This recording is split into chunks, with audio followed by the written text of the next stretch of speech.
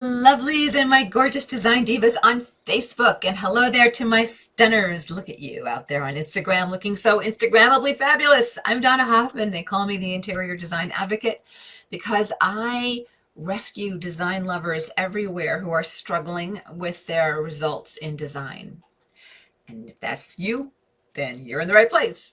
They call me the interior design advocate because I take you under my wing and I teach you with systems and strategies that I unveil to you in my amazing online courses that are wonderful and so popular because they really move the needle. My students, my peeps, my design divas get results using them. And when I'm not coaching women across the United States and beyond, I run a luxury interior design company here in the Philadelphia region of the United States. In fact, I just zoomed back here from Philadelphia. I didn't speed, but I had to get a lot of work done at the design center for some projects. So I'm out in the world actually designing, actually practicing what I preach. And, you know, when I started my business, it was at the height of the recession and the meltdown of '08. And my husband had just been laid off, so I had to be successful, and I had to be successful really fast. So everything I created sped my efficiencies as a creator of creative things, as an interior designer, but also great business practices as well. So a lot happening here at our company to support you design lovers, to support our private clients, and also there will be things happening for supporting people in the design business community, and you can look forward to that in the months ahead, hearing more about that. So what are we talking about today? Today we are talking about dining tables. I don't care if it's an informal situation like your kitchen. I don't care if it's a formal situation like your dining room. I don't care what your design style is. I don't care if you're modern, a maximalist. I don't care if you're traditional, if you're transitional, if you're farmhouse, if you're farmhouse modern. I don't care. I don't care what your design style is. I mean, I care because I care about you. But what I'm going to be teaching goes beyond style and design preferences. In fact, I always teach design in that way because strategy is strategy. Now, when you select a dining table, yes, we can talk about quality. Of course, it's better to buy something in a hardwood rather than something in a particle board, right? It's just going to be more durable. It's better to get something that's stained where the color goes through into the wood as opposed to something with a really thick, heavy veneer. Sometimes those really thick veneers can peel and chip kind of easily. And definitely if you're a DIY design lover and you like to paint furniture, your dining table or your dining room table, and kitchen or dining room, that we'll just keep calling them dining tables. That is the last thing I'd ever want you to do, because if you're going to recolor something that people are sitting and eating at and things are being scraped on it, I mean, ideally you don't want to push anything around on wood. It'll scratch the wood. But if you are changing color, you really want to work with somebody who can sand down the table. And if you're going to a paint grade, you want somebody who's going to do something that's in a cabinet grade finish or a furniture, what's called a furniture grade finish, okay? And just one other thing, if you are dollar pressed, budget pressed, don't overlook the option to do a glass top table.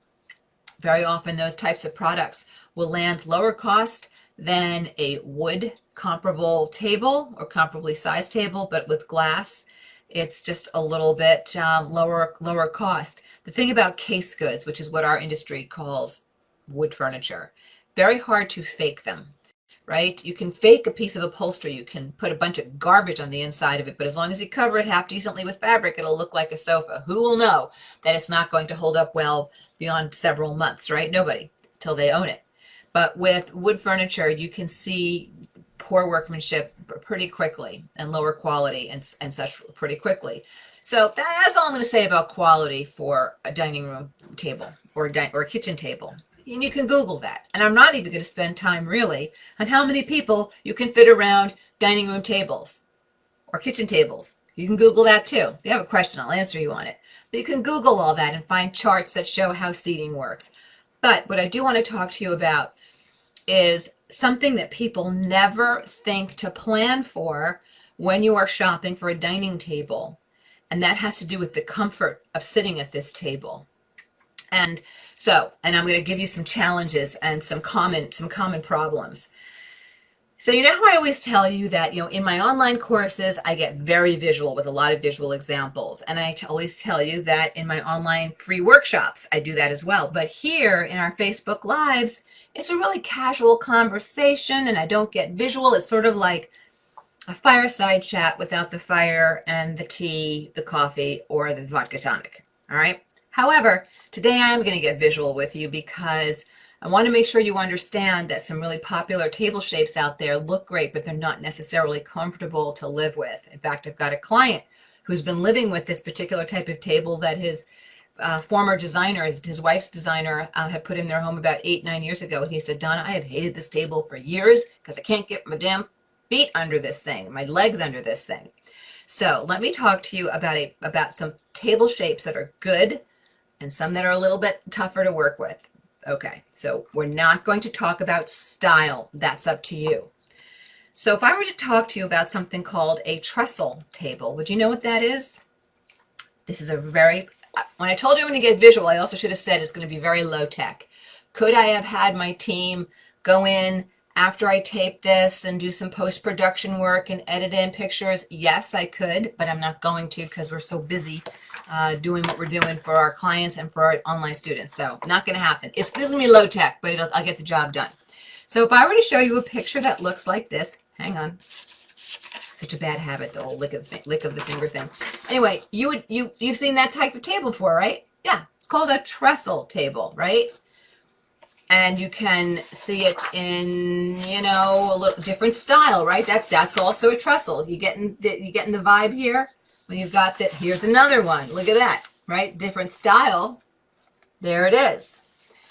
Here's the downside to trestle tables. They're great looking.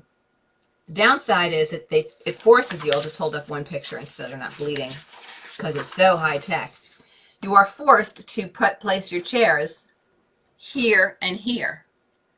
And then there's this empty space here before you get to your end chair. You get in that here and here. And then empty space here.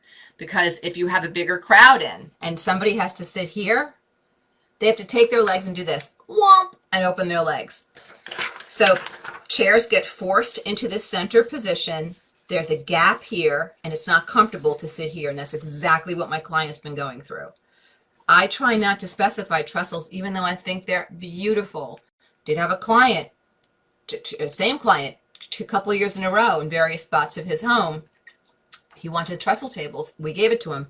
And even the way the chairs pushed in and just sat at rest before anybody was eating in his kitchen or his wine room for this gentleman. You had chair, and then a gap, and then somebody here on the end. No place to put your feet at Thanksgiving dinner if you're the one getting smushed in over there, okay?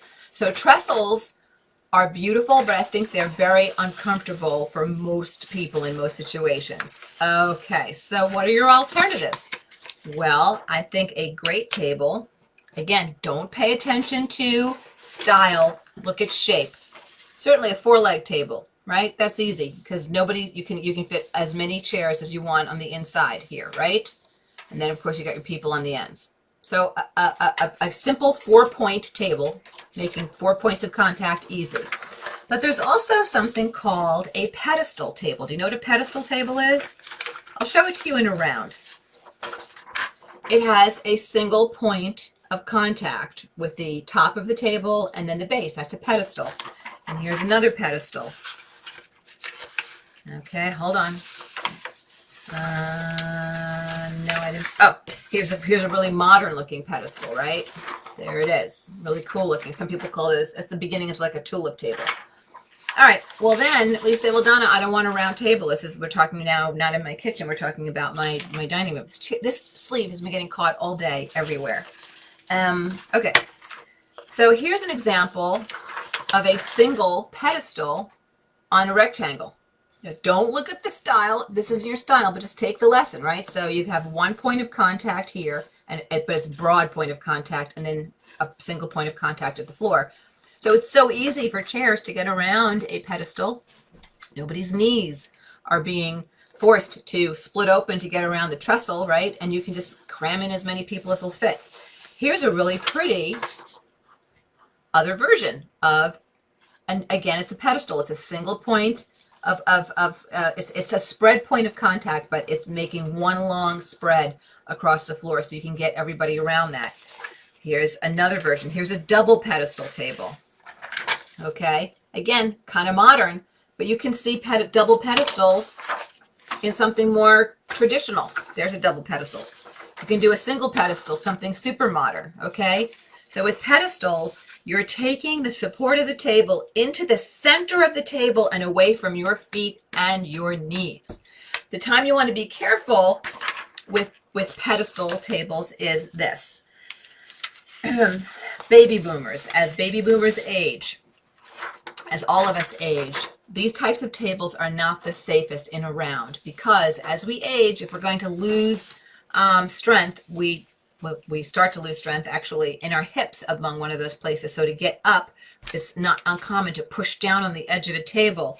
So if somebody, a big guy, pushes down on the end of this edges of this table to get up and puts a lot of his weight on it, and it's not a well-made table, well tipped, he can tip it if it's not a well-weighted table. So if you are doing something called design for aging in place, working for a part of the population, or you're part of the population where you're in your 70s and up, and you want to know that you're going to have something really safe in those and up years, because at 70 you're still fabulous and prime. This type of spread pedestal would be better, because you can see how the weight of the table is now being supported in a spread. However, here again, you have to make sure where you're putting your chairs. The chair has to sit here, and here and here and here, so that people aren't forced to put their feet on the edge of that spread pedestal. So before you just fall in love with something online, you see that there's more to it, just let me know with a wave or a heart, or let me know in the comments section that this is making sense to you. Do you see what I'm getting at here? It's about the functional design of a table that will let you know if it's going to be comfortable to live with every day of your life in your kitchen, or all the holidays and such in your dining room. Good, I'm getting hearts on this. Is making sense. Facebook, is this making sense? Just give me an I hear you, or give me a thumbs up and letting me know that this makes sense to you. So it's not just about the design style when you're picking out a table. I want you to really think about, how are people going to sit at this thing? How am I going to enjoy sitting at this thing? So some things beyond, so leg design, table design is something really important to consider. And good, I'm getting that people are understanding this. Is making sense. Something else to think about is that for a round table and for a rectangular table, when you look at chair guides, like for example, a 72-inch rectangular table can seat usually comfortably six people. Well, what if you want to kind of mush in a few more people? What you need to do is, if you want to try to snudge another chair in on each side of the long edge, you have to make your chair smaller. So be really careful that you're paying attention to the width of your chairs. Dining chairs tend to be wider often at the front than they are at the back. A manufacturer's spec online will show you the widest point, which is usually at the front. Okay? If you're out there in the stores measuring with your measuring tape, which I encourage you to do, measure at the widest point. And dining chairs tend to be anywhere from, on average, 18 inches to 21 inches wide. They can get wider than that. If you are trying to get more people around a round table, around your rectangular table, take that chair size down to that 18 area. Now listen, guys, can you find little teeny weeny like bistro chairs that are like 16 wide, 14 wide, 15 wide? You can. They are not generally the most comfortable, stay a while kinds of sits. So for the most part, you're going to see those dining room chairs at about 18 wide. They'll go up to about 22. Sometimes they can go as much as 23. And if they have arms on them, like for a lead host and hostess, those go to 24 wide and bigger. So in general, when you're trying to calculate, and there are, again, lots of resources online with pictures and, charts and things that look like this, right? It shows the shape of a table with people crammed around, chairs around it. But generally, you want to leave yourself between 24 and 30 inches of space at the table for each chair that you put there. Okay, so let me make sure I got everything out there. We talked about materials, durability, don't paint your own, if you're pressed for dollars, what to do, Oh, last thing. I get this question a lot. What shape table can I do in my room? My room is, well, listen, it's gonna, you're right, your room shape is actually going to dictate or guide what you can do. Round tables tend to work really well in square dining spaces. Maybe you've got a squarish kind of area off of all your kitchen cabinetry. A round table in a really long dining room is going to look a little strange. You want to try to leave yourself, we haven't talked about this yet. Well, remind me to talk about how much room off the wall to leave yourself. But general guide, let your table shape be informed by the shape of the room. You have a long, thin dining room. You want an oval or a rectangle. There you go, right? You have a squarish kind of spot, dining room or area in your kitchen. Round will work, okay? What was I going to tell you? Oh, yeah. So how far off the wall, how much space from the table to the wall do you need? Listen, in Candyland, Magicland, Designland, Fairyland, give me 50 inches. That'd be great. That leaves you plenty of time plenty of room from the edge of your table to people sitting and pushing back and somebody walking around behind me, right? If possible, that's like not realistic for a lot of homes, kitchens, etc. So if you can, 36 inches would be golden. If you could have that as a minimum, right? Around from the table to the edge of the wall. You may have to go less than that if you're in an apartment. You might have to go to something more like 30 inches, maybe 24 inches, you know, if you're really pressed for space.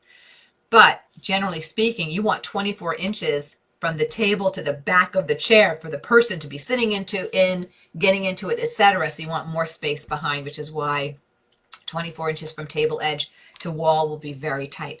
36 is a better minimum, and certainly more than that is great. Alrighty, so hopefully, my lovelies, that helps you. If you have a question about a dining table, I'm happy to take it. And I see, oh my goodness gracious, lots of questions coming in. So I'm going to get going. Let me tell you what we're talking about next week while you're putting in your questions.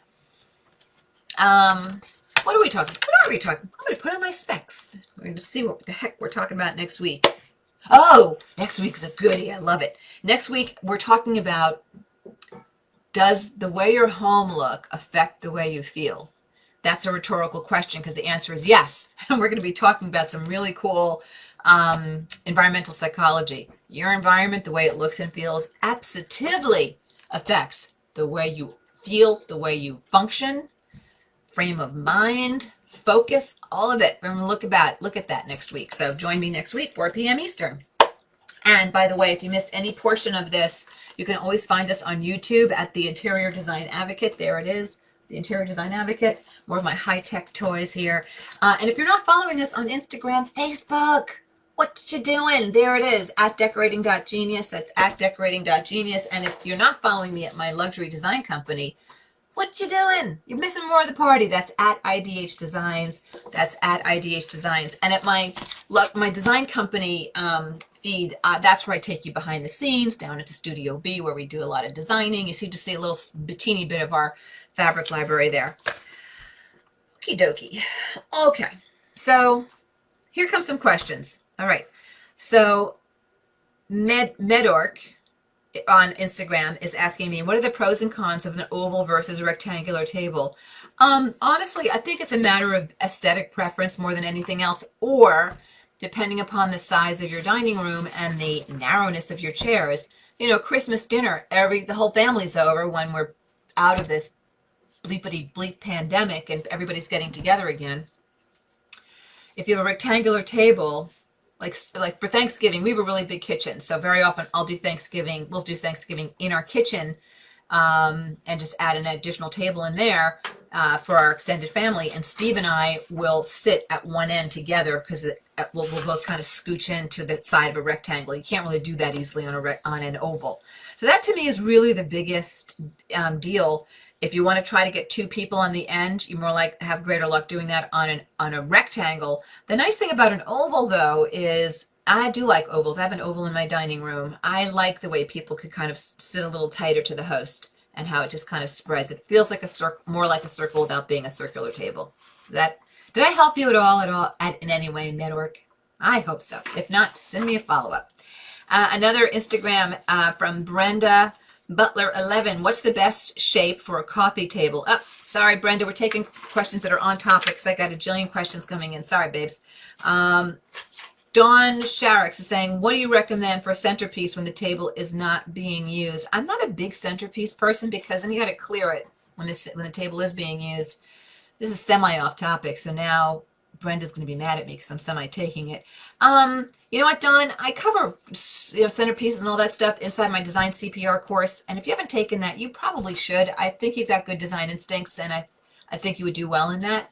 But I believe in really simple centerpieces, a lot of weight to them, good weight, small setups, a simple setup, and then there you go. So hopefully that helps you. Okay, here we go. Oh gosh, lots of things. Okay, I'm going to buzz through all the hellos because we're time pressed today, and I'll tell you why. But hello to all my gorgeous peeps giving me hellos and waves to everybody. We have people from across the country here today, as we always do on Tuesday at 4 p.m. This is the place to be.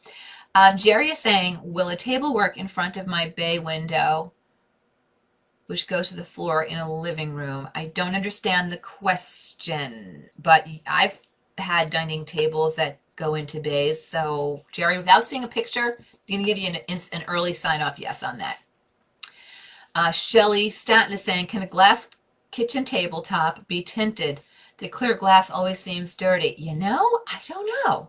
That's a good idea. I've seen them sold with like a smoky top, but I don't know if you can go back in and tint afterwards, but why couldn't you? Because you can tint windows.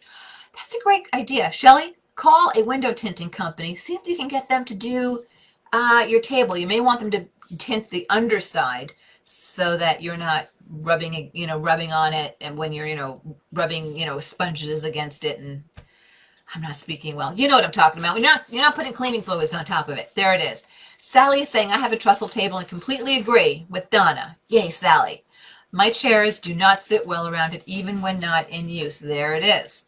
Rena Ballerina 87. How do you tell what the quality of the wood is like when buying tables online? You can't. It's a crapshoot. It's horrible.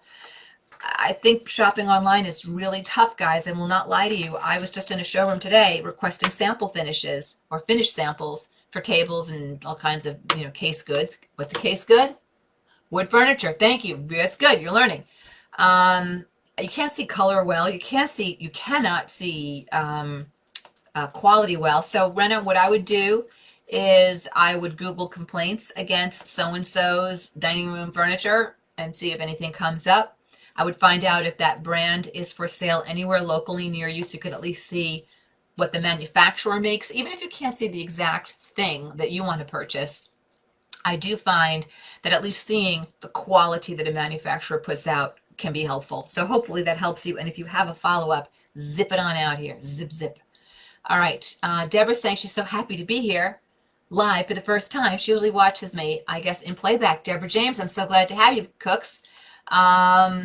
Sudabe is here, one of my clients and one of my buddies. Hey, Sud. She's saying that I'm a terrific, Donnie, you're such a great teacher. So much great info. Thanks, Sud. I miss you, and I think I owe you a phone call, so I'll call you. There it is.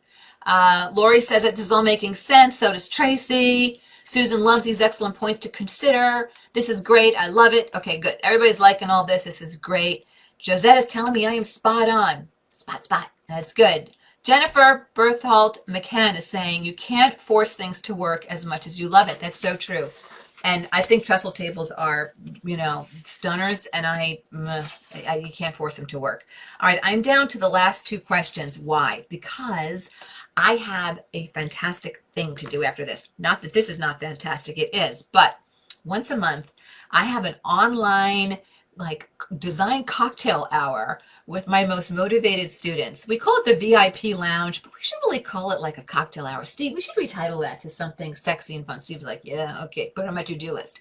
Anyway, one Tuesday a month, we get together with my most motivated design lovers and students. They send in pictures. They come out and talk to me. I unmute their microphones. We go shopping online together, or I draw on their pictures, and they're catching up with me on their projects and asking me questions. But you're not allowed. It's not open to just anybody. You're only allowed in there if you've taken my Decorating Genius course. because I don't want to have to reteach basic information that I cover so well in my fabulous online courses. Because whether you know this or not, peeps, based upon the questions you ask me, I know exactly what you don't know. I know exactly what you don't understand. And I also know what you don't even know you need to know. So there it is. So I can't stay on too long because I've got to prep for my meetup with my advanced peeps, or not my advanced peeps, my extra motivated peeps. All right, so Sally is saying, I heard another designer share that your round table should always sit so you can see the sides of the chairs when you look at them. Do you agree with this theory? I don't know. I think more about spacing, comfortable spacing between the chairs, so I'm not cramming in too many chairs, as opposed to that kind of eyeline issue. So I don't know that I don't think I have an opinion on that. Joe is saying, if you have an open concept, how do you decide on the style of table in a kitchen and living room?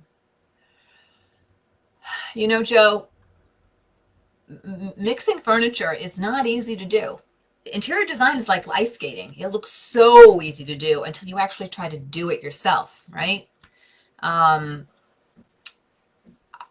forget which course it is that we actually have a bonus where I show you how to mix furniture styles, what goes with what. I think it's, gosh, I don't remember if it's in Decorating Genius, 7 Simple Steps to Great Rooms, or Design CPR, Creating Perfect Rooms with Accessories. What? Why would you put something about furniture in an accessorization course? Because your furniture layout drives your accessorization. But anyway, I don't think I have a fast answer for you there, babes. If this is a lesson and it needs visuals, and not just little pieces of paper that I'm throwing out there. So Joe, it's a brilliant question, but it's a huge question, and I don't have the facility to answer it in one of these casual FaceTime kinds of conversations. Deborah is saying, love that table diagram. I'm also in events, and that's helpful. Can you share it? Deborah, I just Googled it. Honestly, I just found it online. We could make some and put them out to our peeps, but I would just Google online, seating charts for table sizes and see what comes up. A lot will come up. Sybil is saying, how wide should your dining table be? Dining tables in a dining room, generally, dining tables range from about 37 to about 42 wide. If you want to custom something bigger than that, you can. We're doing that actually for some projects. We're doing 2 dining rooms right now, really big estate homes, where we're doing a double wide table. So you have 2 host chairs with arms at either side, and these tables sit like 20 people. One seats 18 comfortably, the other one does 20.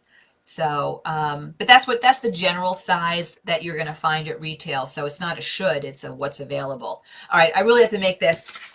Here we go. Okay, so Home Decor Love Life is saying, always love hearing from you, HDLL. I sold the chairs and I'm keeping my table for my dining room refresh.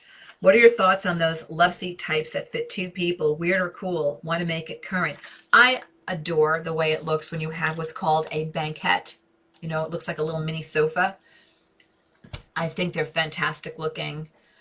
I love the way they look. I just get a lot of complaints about that. It's not comfortable. It's not comfortable if senior members of the family have to scooch in and then scooch back out. So I think it's a great look, but I don't think it's the most comfortable thing in the world, but I adore the way it looks. Okay, this is really the last question coming because I got it. I have 2. How long do I have? 1.5 minutes to go. Here we go. Megan Stark is saying, my dining room is 12 by 13. What shape table would work best? It also fits a sideboard. Megan, remember what I said in my preamble that's typed here is if I need a calculator or a picture to answer you well, can't take your question. I need a calculator and a picture, or at least your ground plan, your space plan. And again, that's a bigger question than I can answer without the visuals. But at least go with that basic. Most dining room tables are between 37 and 42 wide. You don't have a super wide space if you're going to have a buffet in there, a sideboard. So I'd at least try to go with something a little more narrow if you can. And in terms of your length, you want to try to leave room, like the pass-through room. If you missed the beginning of this where I talked about how much space to leave behind your table, go back and watch this on YouTube and you'll see that I answer that as well.